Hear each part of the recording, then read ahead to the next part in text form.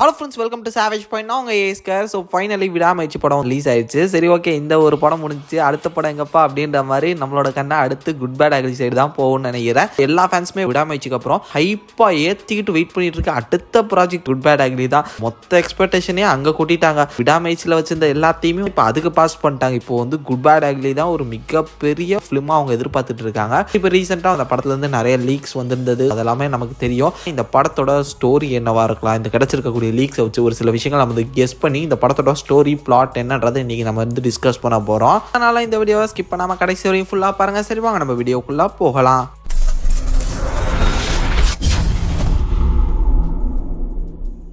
First of all, இப்போ ரீசெண்டாக விடாமுயற்சி படம் வந்து ரிலீஸ் ஆகி ரெஸ்பான்ஸ் கிடச்சிட்டு இருக்கு. மிக்ஸ்டுன்னு கூட சொல்லலாம். ஏன்னா ஃபேன்ஸ்க்கே வந்து பார்த்தீங்கன்னா நிறைய பேர் வந்து டிசப்பாயிண்டாக தான் ஆயிருக்காங்க. ஆக்சுவலாக நம்மளோட ரிவ்யூலேயே நான் வந்து ஒரு விஷயத்தை வந்து கடைசியில் நெகட்டிவ் பாயிண்டாக ஒன்று சொல்லியிருப்பேன். படம் வந்து ரொம்ப பிளாங்காக பிளெயினாக இருக்குது. அஜித் சார் மாதிரியான ஒரு மாஸ் ஹீரோ வச்சுக்கிட்டு ஒரு எலிவேஷனில் அந்த மாதிரி அவரோட ஃபேன்ஸை திருப்திப்படுத்துகிற விஷயம் இல்லாமல் ஒரு டிஃப்ரெண்ட் சைடை அவர் ட்ரை பண்ணியிருக்காரு. அது நல்ல விஷயம் தான், கதைப்படி எல்லாமே ஓகே தான். பட் இது வந்து எப்படி ஃபேன்ஸ் எடுத்துக்க போகிறாங்கன்னு தெரியலன்ற மாதிரியான ஒரு விஷயத்த சொல்லியிருப்பேன். செகண்ட் ஷோல இருந்து அந்த ஒரு விஷயம் தான் வந்து ஃபேன்ஸ் மத்தியில இருந்தே பரவலா பேசப்பட்ட ஒரு விஷயமா ஆக்கப்பட்டது. பட் என்ன பொறுத்தவரையும் Vidaamuyarchi is a good try compare to Vivegam, Valimai, இந்த மாதிரியான படங்கள்லாம் சொல்லலாம். இதுக்கு முன்னாடி பண்ணார்ல பாஸ்ட்ல, அது கம்பேர் பண்ணும்போது விடாமுயற்சி ஒரு ஃப்ரெஷ் ட்ரை அப்படின்னு நான் சொல்லுவேன். அதனால இது என்கரேஜ் தான் பண்ணணும். இப்போ அப்படியே அடுத்து அங்கே பாஸ் பண்ணிட்டு வந்தீங்கன்னா இங்க குட் பேட் அக்லி அடுத்து ஏப்ரல்ல ரெடி ஆயிடுச்சு. இன்னும் ஒரு மாசம் தான். கரெக்டா இந்த February 14 ஆர் February எண்டுக்குள்ள வந்து பாத்தீங்கன்னா அந்த படத்துக்கான டீசர் வரலாம் அப்படின்ற சொல்லக்கூடிய ஒரு சில ரூமர்ஸ் வந்துட்டு இருக்கு. ஸோ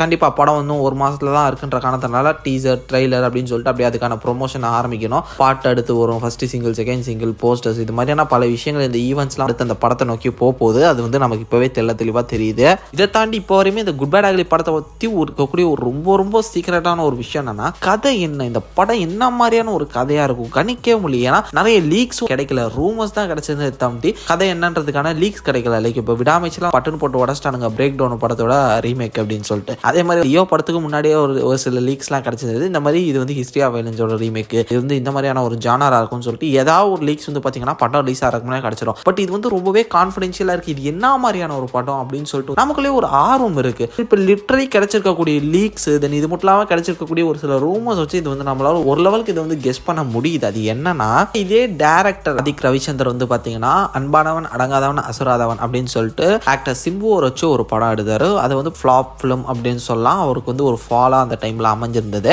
ஆக்சுவலாக இந்த ஒரு கதை வந்து அவருக்கு ரொம்பவே பிடிச்ச கதை, அவர் நல்லா தான் எடுத்திருந்தாரு. பட் அந்த டைம்ல ஒரு சில ப்ராப்ளம்ஸ்னால அந்த ஸ்டோரி வந்து அவர் நினைச்ச மாதிரியே எடுக்க முடியாமல் போயிடுச்சுன்னு சொல்லக்கூடிய ஒரு விஷயம் இருக்கு. இப்போ அந்த மாதிரியான ஒரு லைனை வந்து பார்த்தீங்கன்னா முடிஞ்சளவு ரொம்பவே அப்டேட்டா, ஸ்டைலிஷா, ரொம்ப ரஸ்டிக்கா அதை வந்து நிறைய இம்ப்ரூவ்மெண்ட்ஸ் பண்ணி தான் ஏகேக்கு அந்த ஸ்கிரிப்டை வந்து சொல்லியிருக்காரு அப்படின்னு சொல்லக்கூடிய ரூமர்ஸ் கிடைச்சிட்டு இருக்கு. அந்த ரூமருக்கு சிமிலரா ஒத்து போற மாதிரி அந்த படத்துல 3 டைப் ஆஃப் வேர்ட்ஸ் வருதுல, அன்பானவன், அடங்காதவன், அசுராதவன். அது மாதிரி சிமிலரா இந்த டைட்டில்லையுமே லிட்டரலி ஓரளவு அதுக்கு மேட்ச் ஆகிற மாதிரி குட் பேட் அக்லி அப்படின்னு சொல்லிட்டு வருது. அந்த போஸ்டர்லயும் 3 டைப் ஆஃப் சிம்புவை காட்டுற மாதிரி காட்டுவாங்க. ஆக்சுவலி இதுலயுமே 3 டைப் ஆஃப் அஜித் சார் வந்து காமிச்சிருக்காங்க. டிரான்ஸ்ஃபர்மேஷன் இதுல இருக்குன்றது நமக்கே தெளிவா தெரியுது. ரொம்ப லீனா, கிளீன் ஷேவ்ல, யங்கான ஒரு லுக்ல இருக்காரு. அதே மாதிரி கொஞ்சம் பிளாக் அண்ட் ஒயிட் அது மிக்ஸ் ஆன மாதிரியான ஒரு ஸ்டேஜ்ல இருக்காரு. அதுக்கப்புறம் ஒயிட் பியர்டு, ஒயிட் ஹேர்ல இருக்கிற மாதிரியான ஒரு அஜித் சாரை வந்து காட்டுறாங்க. So 3 type of transformation, 3 type of staging வந்து பார்த்தீங்கன்னா இந்த படத்தில் இவருக்கு இருக்க போகுது அப்படின்றது நமக்கு தெளிவாக தெரியுது. மேபி அதுவாக இருக்கலாம், இல்லைனா ரஸ்டிக்கான ஒரு கேங்ஸ்டர் படமாக இருக்கலாம் அப்படின்னு சொல்லப்படுது.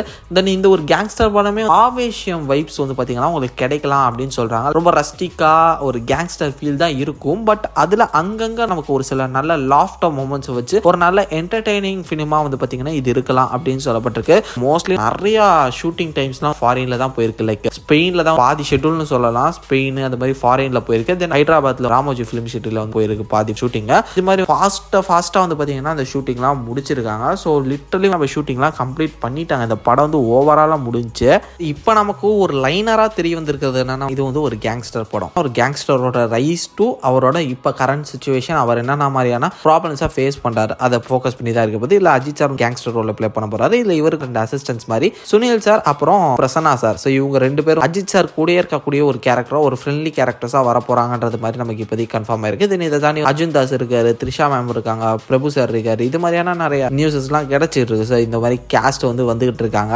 இதை தாண்டி இன்னும் பல பேர் இருக்காங்க அப்படின்னு சொல்லவும் பேசப்பட்டு இருக்கு. ஸோ அதெல்லாம் நம்ம டீசர் ட்ரெய்லர்லாம் வரும்போது பார்க்கும்போது நமக்கு தெரிஞ்சிடும். இல்லை அந்த ஃபர்ஸ்ட் டைம் ஒரு லீக் கிடைச்சிருந்தது. ஸோ அது என்னன்னு பார்த்தீங்கன்னா க்ளீன் ஷேவ் பண்ணி ரொம்ப லீனா அஜித் சார் ஆதிக் சார்ட்ட பேசிட்டு இருக்க மாதிரியான ஒரு செட் பீக் கிடைச்சிருந்தது. அதில் அவரோட ட்ரெஸ்லாம் பார்க்கறதுக்கு பார்த்தீங்கன்னா ரொம்ப லோக்கலைஸ்டான ஒரு கேங்ஸ்டர் மாதிரி இருந்தது. தென் அதுக்கடுத்து கோட் சூட்டு, அதுக்கடுத்து ட்ரக் மாஃபியா பண்ணக்கூடிய ஒரு கிங் பின் மாதிரி ஃபுல்லாக கோட் சூட்டு அந்த மாதிரியான ஒரு லுக்லேயே இருப்பார். ஃபுல்லாக ஃபாரின்ல இருக்கும். ஒருவேளை இங்கே இந்தியாவில் ஆரம்பிச்சு தென் அதுக்கப்புறம் ஃபாரின்ல அப்படியே ஒரு கேங்ஸ்டர் மாதிரி போகிற மாதிரி லைக் ஒரு பில்லா டைப் ஆஃப் ஸ்டோரியை இங்கே ஒரு ஃபோக்கஸ் பண்ணுறாரோ அப்படின்னு எனக்கு தோணுது. ஏன்னா ஃபர்ஸ்ட் லுக்கு பில்லாவோட ரெஃபரன்ஸ் வச்சிருந்தது. ஐ எம் பேக் அப்படின்ற மாதிரியான ஒரு ரெஃபரன்ஸ் ஃபர்ஸ்ட் லுக்லேயே லைட்டாக ஹிண்ட் கொடுத்துருந்தார் ஆதிக் ரவிச்சந்தர். ஸோ இதன் காரணமாக பார்த்தீங்கன்னா மேபி அந்த மாதிரியான ஒரு படமாக இருக்கலாம்னு எனக்கு தோணுது.